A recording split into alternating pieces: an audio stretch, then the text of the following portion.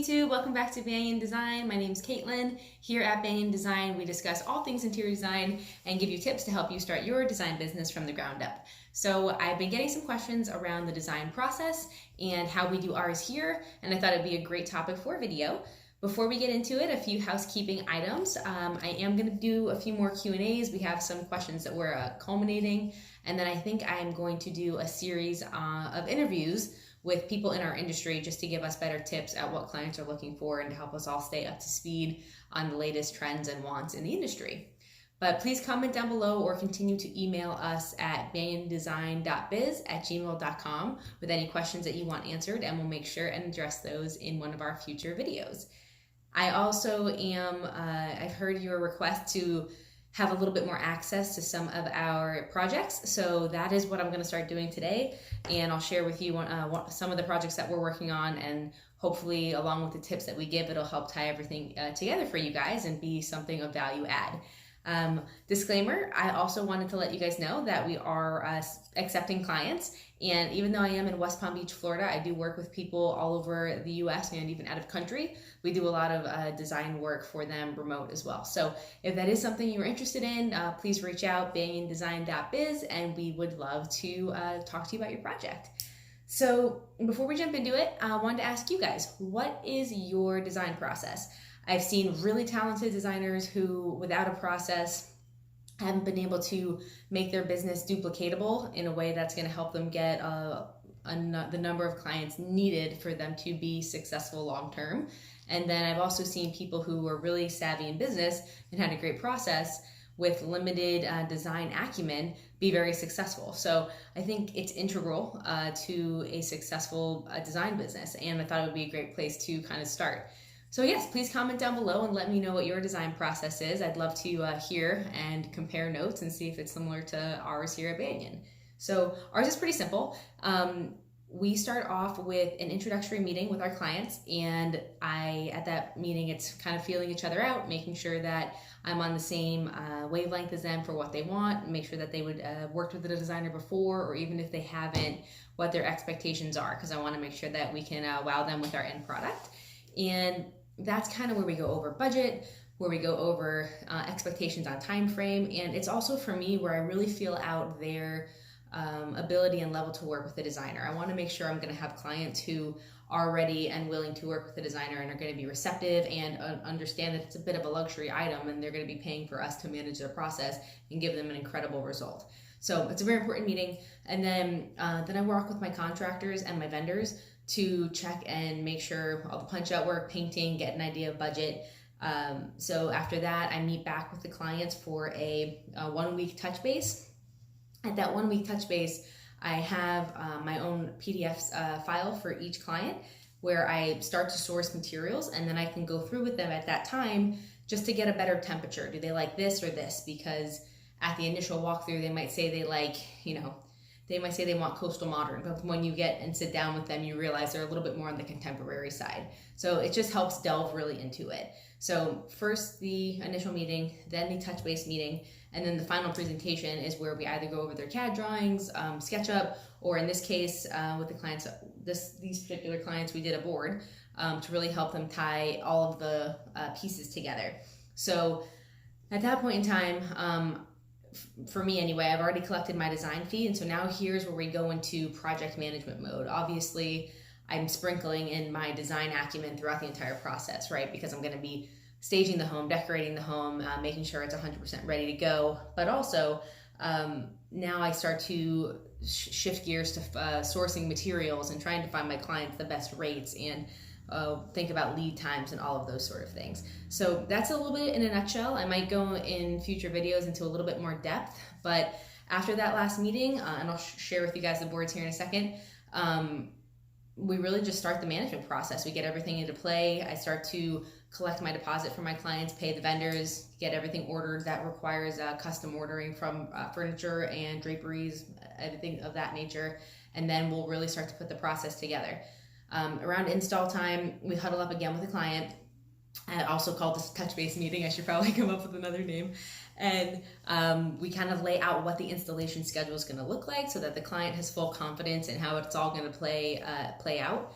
So whether you're doing a new build and the clients aren't living there yet, or you're doing, a renovation in their current home, as we know, right, a home is a very sacred space for a lot of people. So people really want to know what's going on in their space. And, everyone loves the HGTV reveals, but people hate giving up the control and leaving their home. So at the later touch base meeting, I kind of go through that process with them so they know what to expect, and then reassure them what the whole process looks like at the end.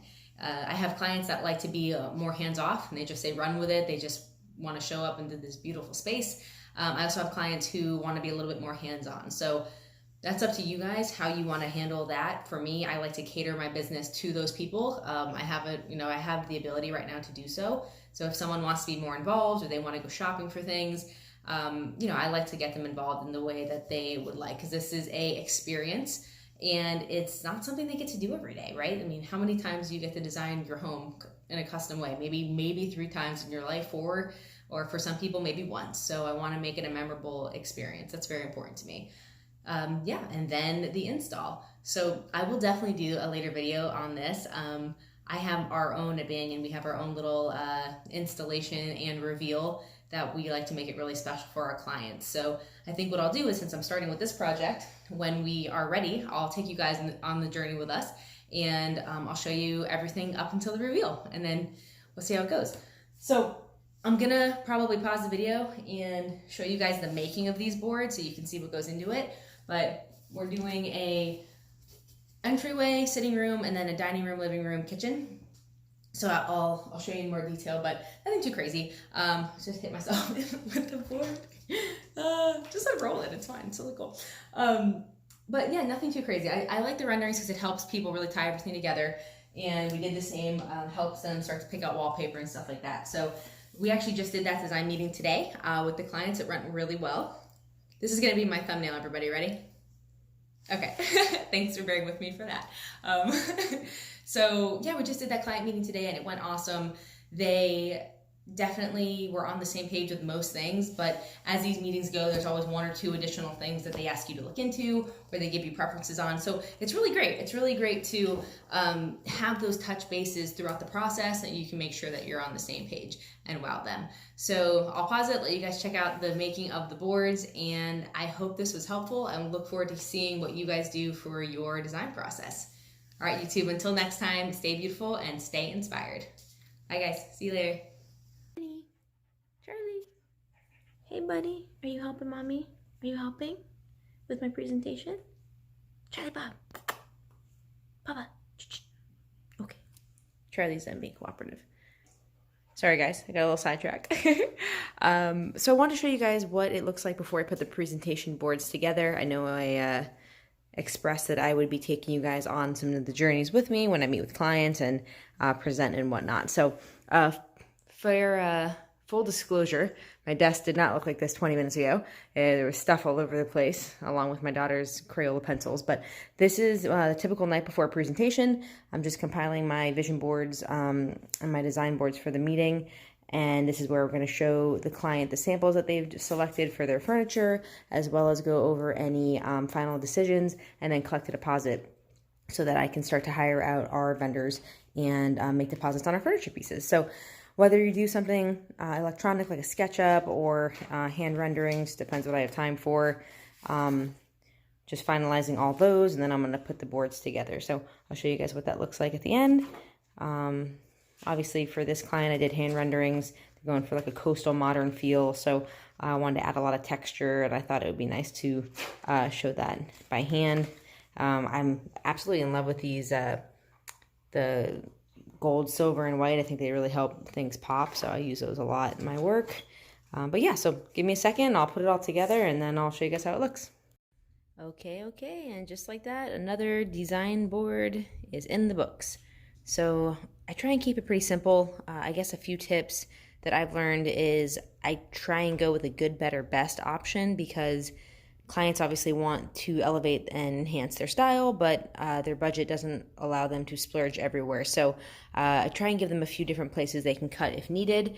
For example, pictured in my rendering is the Scott living really nice herringbone really cushy, good textured wallpaper. Love it. It's definitely going to be a little bit more pricey. So that's my best option. But while I waited for those samples to come in, I wanted to provide them another better option, which is also a textured wallpaper, which is really nice.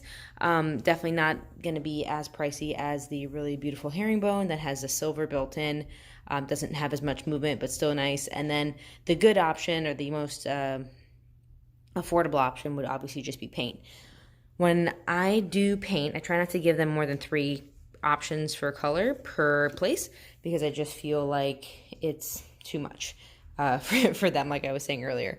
Okay, and then for the open concept kitchen, living, and dining room, I picked one hickory to show them, which is going to be their feature wall in their living room. We're going to build the TV and the fireplace into it. We're going to make a custom hood out of it, and then we're also going to do it for their island. So I picked one, and then I am going to keep 2 of these in my purse.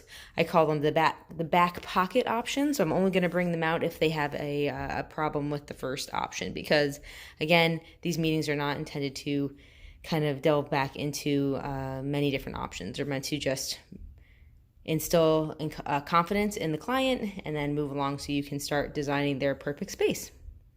I think that's it, guys. So I will touch base with you all tomorrow after the presentation and let you know how it goes. Have a good night.